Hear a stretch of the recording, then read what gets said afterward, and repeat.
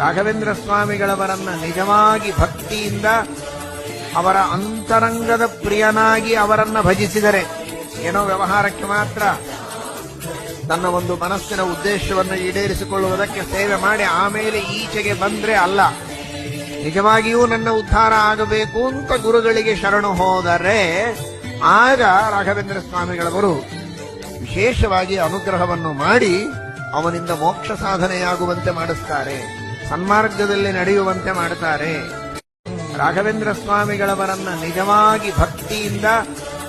ಅವರ ಅಂತರಂಗದ ಪ್ರಿಯನಾಗಿ ಅವರನ್ನ ಭಜಿಸಿದರೆ, ಏನೋ ವ್ಯವಹಾರಕ್ಕೆ ಮಾತ್ರ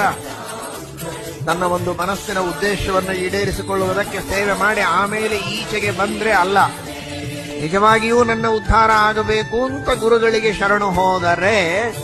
ಆಗ ರಾಘವೇಂದ್ರ ಸ್ವಾಮಿಗಳವರು ವಿಶೇಷವಾಗಿ ಅನುಗ್ರಹವನ್ನು ಮಾಡಿ